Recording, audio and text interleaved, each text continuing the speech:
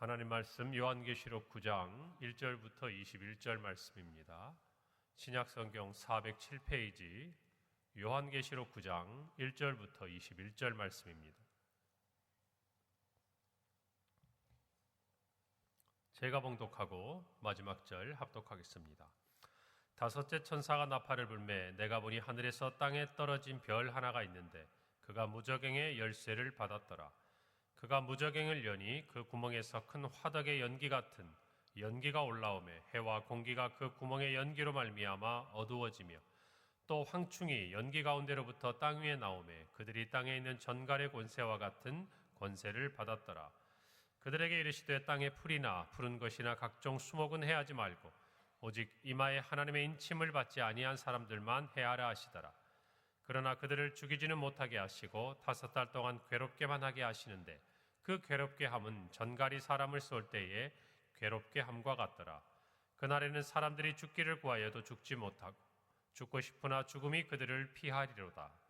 황충들의 모양은 전쟁을 위하여 준비한 말들 같고 그 머리에 금 같은 관 비슷한 것을 썼으며 그 얼굴은 사람의 얼굴 같고 또 여자의 머리털 같은 머리털이 있고 그 이빨은 사자의 이빨 같으며 또 철 호심경 같은 호심경이 있고 그 날개들의 소리는 병거와 많은 말들이 전쟁터로 달려 들어가는 소리 같으며 또 정갈과 같은 꼬리와 쏘는 살이 있어 그 꼬리에는 5달 동안 사람들을 해하는 권세가 있더라.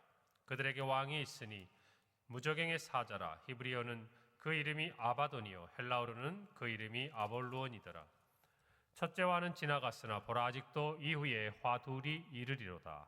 여섯째 천사가 나팔을 불매 내가 들으니 하나님 앞 금제단 네 뿔에서 한 음성이 나서 나팔 가진 여섯째 천사에게 말하기를 큰 강 유브라데에 결박한 네 천사를 놓아주라 하매 네 천사가 놓였으니 그들은 그년 월 1시에 이르러 사람 3분의 1을 죽이기로 준비된 자들이더라. 마병대의 수는 2만만이니 내가 그들의 수를 들었노라. 이 같은 환상 가운데 그 말들과 그 위에 탄 자들을 보니 불빛과 자줏빛과 유황빛 호심경이 있고 또 말들의 머리는 사자 머리 같고 그 입에서는 불과 연기와 유황이 나오더라.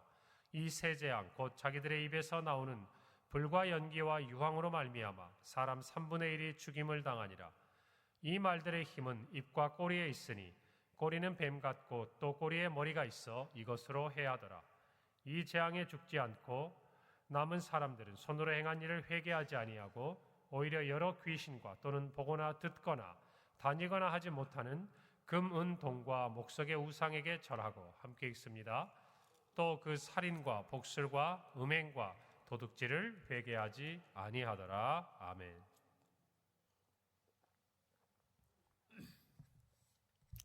본문 9장에서는 이제 다섯째 나팔과 여섯째 나팔을 불렀을 때 일어난 일들에 대한 기록입니다. 우리가 살펴본 대로 첫 번째 나팔부터 네 번째 나팔까지는 자연계, 일반인을 대상으로 하는 재앙이 임한 것에 비해서 오늘 우리가 읽은 다섯 번째 나팔부터는 인간들에 대한 재앙이 나타나고 있습니다.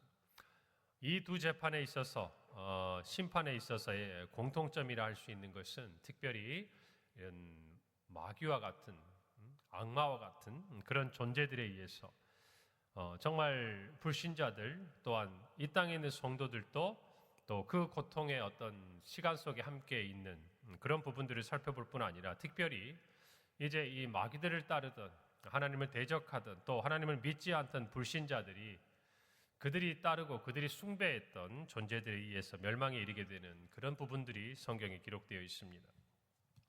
그것을 볼 때 정말 하나님이 아닌 다른 것들을 우상으로 삼고 또 귀신들을 섬기고 그 모든 것들에 대해서 무지했던 모든 사람들이 결국은 자기들이 섬겼던 그 존재들에 의해서 사실 그 모든 존재들을 정말 뒤에서 이끌고 또 내세워서 결국 모든 사람들을 죄와 사망의 그늘 아래 두었던 사단에 의해서 그들이 또한 극심한 고통과 죽임을 당한다는 어떤 면에서는 참 아이러니를 보여주고 있다라고 우리가 생각할 수가 있습니다.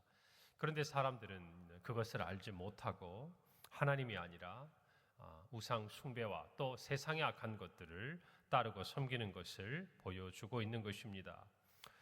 오늘 우리가 읽은 다섯째 나팔부터는 일곱째 나팔까지 이것들은 재앙에 있어서의 하나의 절정이라고 성경은 이야기하고 있습니다. 왜 그런가 하면 사도 요한이 이 다섯 번째, 여섯 번째, 또 일곱 번째 이 나팔에 대해서 특별한 의미를 부여하고 있기 때문이에요. 오늘 12절 말씀 보니까 첫째 화는 지나갔으나 보라 아직도 이후에 화 둘이 이르리로다 라고 성경이 기록하고 있습니다. 다섯 번째 나팔을 첫째 화라 다른 이름으로 부르는 거예요. 왜 이와 같은 이름을 화라고 부르고 있는가? 앞에서 첫 번째부터 네 번째 나팔의 재앙까지는 요한은 화라고 부르지 않았어요. 그 뒤에 나타나는 다섯째, 여섯째, 일곱째 재난을 앞의 재난들과 비교해서 화라고 불렀다라고 하는 부분을 우리가 생각해 보면 이유는 단순합니다. 앞에 이 네 가지 자연계에 일어났던 재앙과는 비교할 수 없는 재앙이 사람들에게 닥쳐오기 때문이에요.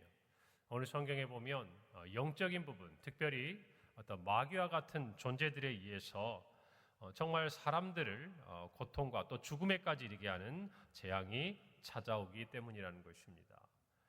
그래서 오늘 이 다섯 번째 나팔의 재앙부터는 참으로 우리 성도들이 이 말씀을 통해서 우리가 가진 믿음과 신앙에 대해서 다시 한번 확실히 붙들어야 될 부분이고, 또 하나는 하나님을 떠나고 하나님을 따르지 않고 믿지 않았던 사람들의 마지막이 어떻게 될 것인가가 우리에게 분명히 나타나게 된다는 것입니다. 오늘 우리가 읽은 9장 1절에 보니까 다섯째 천사가 나팔을 불매 내가 보니 하늘에서 땅에 떨어진 별 하나가 있는데 그가 무저갱의 열쇠를 받았다라고 기록하고 있습니다. 어려운 표현들이 많죠. 여기서 하늘에서 떨어진 별 하나는 누구를 가리키는가? 타락한 천사, 곧 악한 천사를 의미하고 있습니다. 그렇기 때문에 그는 하늘에서 떨어진 별인데 오늘 성경에 보니까 그가 무저갱의 열쇠를 받아서 거기에 갇혀있던 악한 존재들, 악한 영들, 악한 천사들을 나오게 해서 성도들을 괴롭게 하는 모든 일을 한다고 그랬어요. 그렇기 때문에 그는 모든 악한 영들의 왕인 사탄이라 우리는 생각할 수 있고 성경이 이것을 가르쳐주는 것입니다. 오늘 11절에 거기에 대해서 부연해서 다시 한번 말하는데 그들에게 왕이 있으니 무저갱의 사자라. 무저갱의 사자, 우리가 오늘 성경 1절에서 보았던 의미들을 함께 설명하고 있죠. 히브리어로는 그 이름이 아바돈이요, 헬라어로는 그 이름이 아볼루온이다 라고 기록하고 있어요. 아바돈은 히브리어로 파멸이라는 뜻이고 아볼루온은 헬라어로 파괴자라는 뜻입니다. 여러분, 무저갱은 성경에서 지옥의 또 다른 이름입니다. 그 뜻의 이름은 밑바닥이 없는 구덩이다. 무슨 말이겠어요? 한번 빠지면 절대 나올 수가 없다라는 것입니다. 그 어떤 존재도 거기에 들어가서는 빠져나올 수 없는 그 무저갱의 열쇠를 사단이 받았다는 거예요. 하나님께로부터. 이게 무슨 말을 의미하고 있겠습니까? 모든 천지 만물, 악한 영의 존재라고 할지라도 누구의 손 아래, 누구의 통치 아래 있다는 거예요. 하나님의 통치 아래 있다는 것입니다. 사단마저도 하나님께 그것을 받아서 마지막 때에 불신자들과 또 성도들의 괴롭히게 하고 그 고난 가운데, 재앙 가운데 마지막 때를 지나는 그 일들을 행할 때 하나님의 손 안에서 허락을 받아서 움직이고 있는 걸 우리는 아셔야 돼요. 여러분, 그러므로 우리가 이 땅을 살아가면서 단순히 하나님이 천지 만물을 창조하신다라고 생각하고 그냥 우리의 이성의 사고에 묻어둘 것이 아니라 정말 하나님께서 온 천지 만물뿐만 아니라 천사와 악한 모든 존재까지도 하나님이 통치하시고 다스리신다는 것을 생각해 보면 저와 여러분이 살아가면서 정말 우리가 두려워해야 하고 경외해야 하고 정말 우리의 마음속에 하나님을 어떻게 대해야 할 것인가, 이 부분에 대한 우리의 어떤 자세와 또 생각들이 분명하게 서야 할 줄로 믿습니다. 예수님이 이렇게 말씀하셨어요. 마태복음 10장 28절에 몸은 죽여도 영혼은 능히 죽이지 못하는 자들을 두려워하지 말고 오직 몸과 영혼을 능히 지옥에 멸하실 수 있는 이를 두려워하라 그랬어요. 우리는 하나님 아버지를 생각할 때 때로는 우리의 마음에도 경외함이 있고 두려움이 있죠. 그러나 하나님이 어떤 분인가를 알지 못하면 우리는 자칫 잘못하면 눈앞에 있는 존재를 두려워하게 되는 것이에요. 우리 눈으로 오늘 여기 있는 대로 몸은 죽일 수 있으나 영혼은 죽일 수 없는 그런 존재 앞에서 두려워하는 것이 연약한 저와 여러분의 존재이지만, 그러나 예수님은 분명히 말씀하고 있는 것이 하나님을 경외하라는 것입니다. 우리의 몸과 영혼까지 능히 멸하실 수 있는 분은 하나님이시라는 것이. 심지어 사단조차도 괴롭게 하고 고통을 주는 이 단계까지라도 하나님의 허락 안에서 움직이고 있다는 것을 아셔야 돼요. 오늘 2절에서 3절에 보니까 그가 무저갱을 여니 큰 구멍에서 큰 화덕에 연기 같은 연기가 올라오고 그로 말미암아서 해와 공기가 어두워지며 또 황충의 연기 가운데서 땅에 나왔다라고 이야기하는데, 그들이 땅에 있는 전갈의 권세와 같은 권세를 받았다라고 요한은 기록하고 있습니다. 그러면서 이어지는 4절에 그들에게 말합니다. 땅에 풀이나 푸른 것이나 각종 수목은 해하지 말고 오직 이마에 하나님의 인침을 받지 아니한 사람들만 해하라. 무슨 말이겠습니까?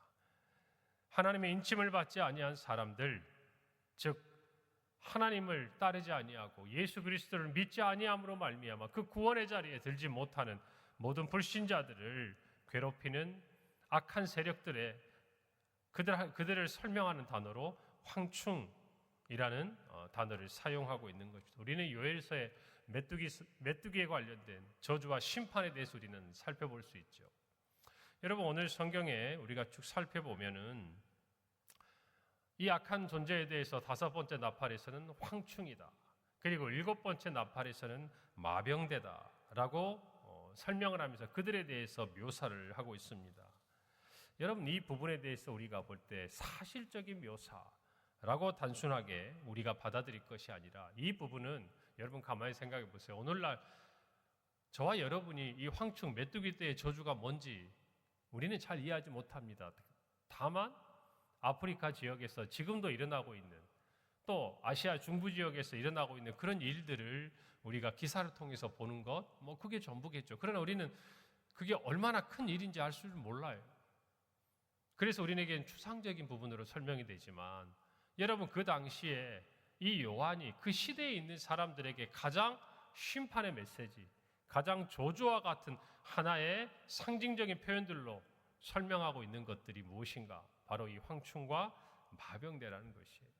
그렇기 때문에 우리는 이거를 문자적으로 해석하는 것이 아니라 그들이 얼마나 강력하게 요한이 보고 있는 그 상황 가운데서 역사하는지, 그들에 대해서 요한이 설명하고 있다라고 여러분들은 이해를 하셔야 돼요. 그런데 이 부분들을 보고 정말 많은 사람들이 잘못된 해석을 가져오는 것들을 제가 본 적이 있어요.